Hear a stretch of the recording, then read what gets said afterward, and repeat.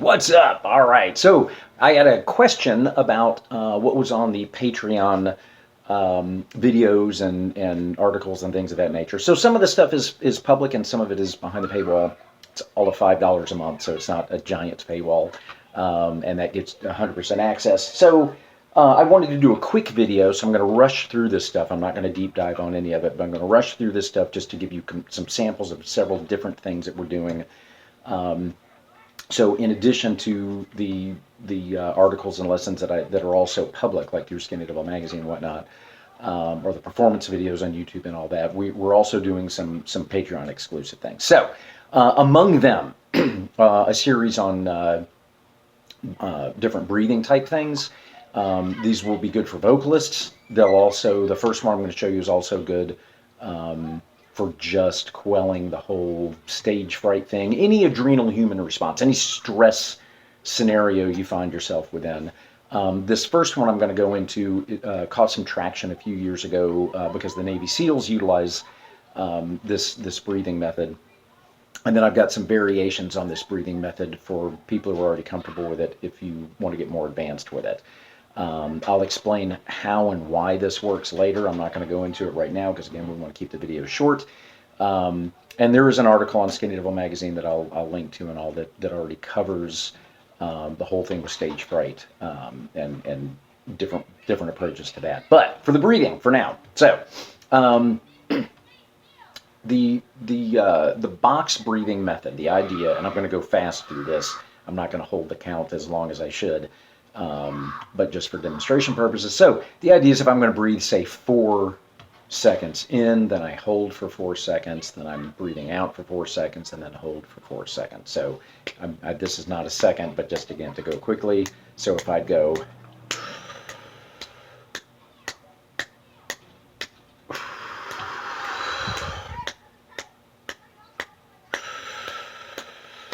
in and then hold, out, and hold, and so on. Now, obviously, I'm rushing through this. Again, you'd want to hold that. You want those full seconds, 5 seconds, 8 seconds, 10 seconds, 12 seconds, whatever.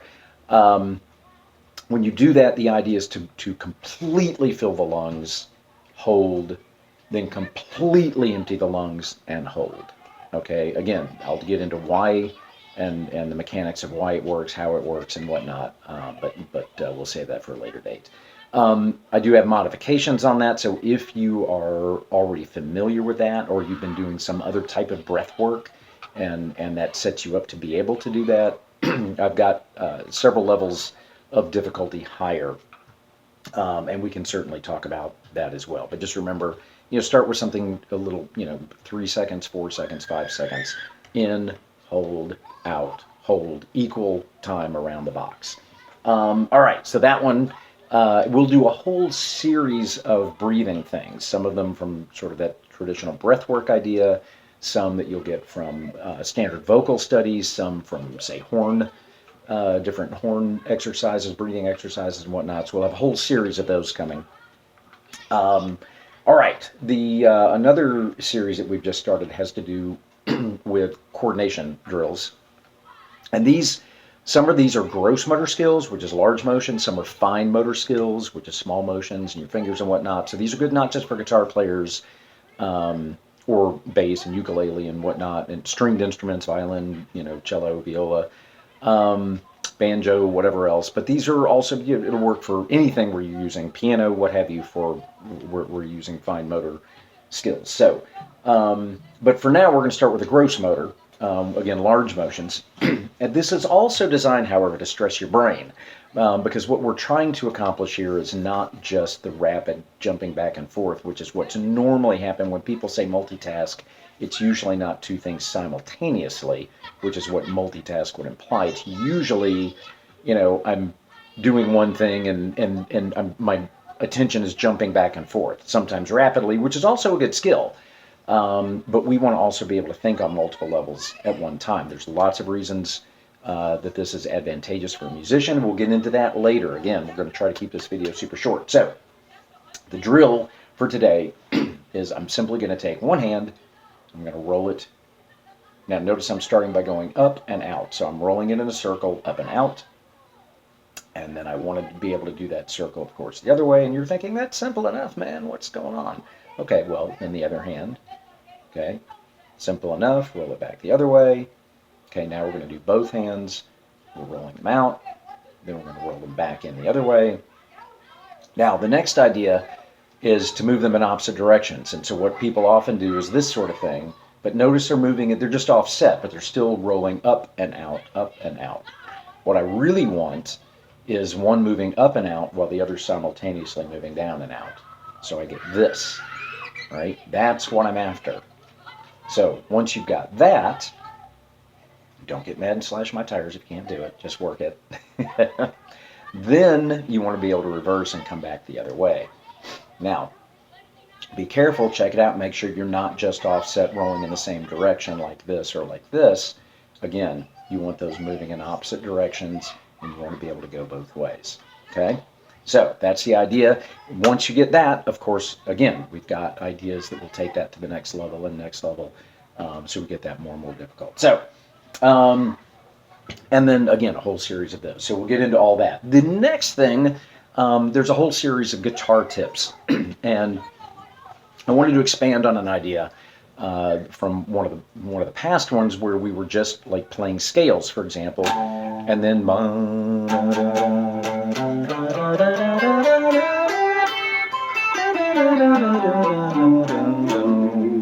so you want to sing, excuse me, whatever you're playing.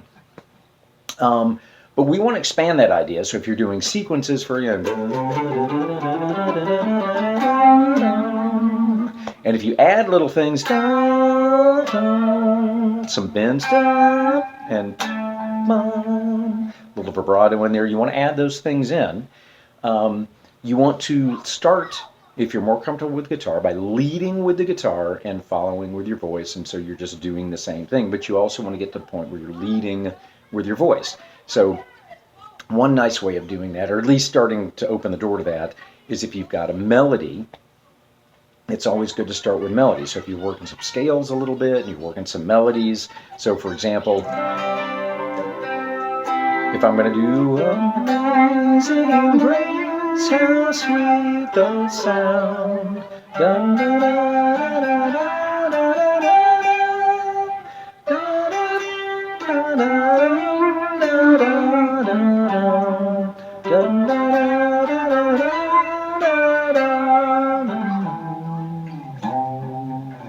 So if you get some melodies, then you want to start adding some melodies in and playing and singing them together. Again, we'll get into the why that would be important, what the benefits of that are, but there are lots of benefits to that, and we'll deep dive into that as well, and lots of other things again where we can expand from that, increase the difficulty level if you're comfortable with that already. But that gives you a short video so that you have some understanding of what's going on with the page and what we're doing. But we tend to keep those videos as short as possible so that you can stop and work the idea rather than just having like a long lesson or something of that nature. So at any rate, play with those ideas. This video will remain up for free, so feel free to visit and revisit it as needed. And that's got it. If you have any questions, feel free to drop me a line, and I'll talk to you soon. Have a good one, y'all.